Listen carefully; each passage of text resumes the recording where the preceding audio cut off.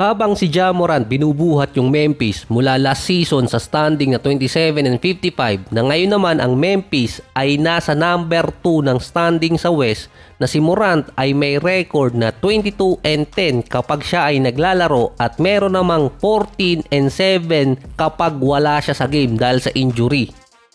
Ang cycle every year, merong big trade na mangyayari na based sa The Athletics, si Ja Morant ang susunod na pwedeng ipamigay sa ibang team kung hindi aabot ang Memphis sa mas malalim na standing sa playoffs ngayon.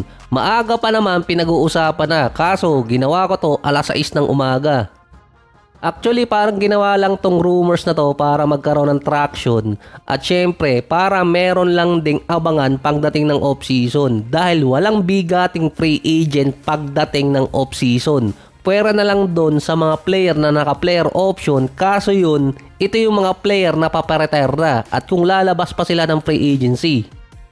So kinukonek si Morant sa trade dahil sa impact na nangyari noong nakaraan na unexpected talaga na yung isa sa mga biggest trade binitawan ng kanyang team. Merong cycle din yung mga player sa NBA. Kahit si Luka hindi nakalusot doon, makakakuha ng top rookie, magiging all-star, minsan magiging all-NBA pa, tapos makakakuha ng malaking kontrata. At susunod doon, may injured. Ando na kasi sa cycle na yon si Ja Morant. Ang magiging senaryo, yung mga games na nalalaro ni Morant nababawasan pero malaking kontrata pa rin ang nakukuha niya. At yung susunod, mas lalaki pa. Sa buong karir ni Morant, hindi pa siya nakakapaglaro ng 70 games. Pwera lang yung 2020 at 2021 dahil hindi naman talaga umabot ng 82 games ang season. 2 season na rin pabalik-balik yung mga injuries na nakukuha niya at nung nakaraang 2 season pa nasususpend pa si Ja Morant dahil sa mga antics niya. Si Ja Morant ang isa sa most exciting player sa NBA at isa rin sa mga rising star or nasa star player status na kapag nalipat pa siya sa team na malaki yung market ay lalong aangat pa yun.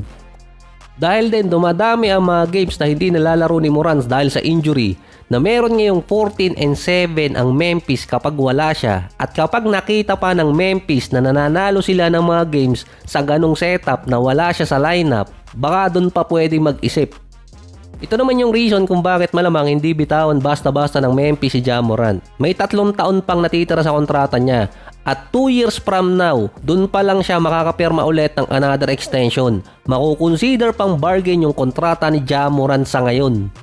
Dahil hindi naman niya talaga nakuha yung max na 30% sa kontrata niya dahil nasuspend siya nun. Hindi siya nakasama sa All-NBA team. Dapat 5 years na mahigit $230 million ang makukuha niya. Kaso nabawasan yung kontrata ni Morant ng 27 to 32 million. Nakatipid pa doon ng Memphis na ibang klase silang makatipid. Si Desmond Bane, Morant at Jackson nasa mid-20s pa lang. Kung dito sa Pilipinas, mga rookie pa lang to. Kaya hindi pa sila or wala pa sila sa track ng rebuild. Ang isa sa pinaka-critical doon, next off-season. Above sila ng 70 million sa tax apron. Kaya hindi nila mamadali ang ipamigay yung isa sa mga core player nila. Nag-a-average pa rin si Ja Morant ng nasa 20 points, 4 rebounds, 7 assists, 44 and 32%. Nagdi-decline yung number na yon. Ito rin ang pinakamababang minutes per game ni Morant sa kanyang buong karir. Nasa 28 minutes per game. 1 game behind lang din sa kanila ang Denver Nuggets para sa number 2 position.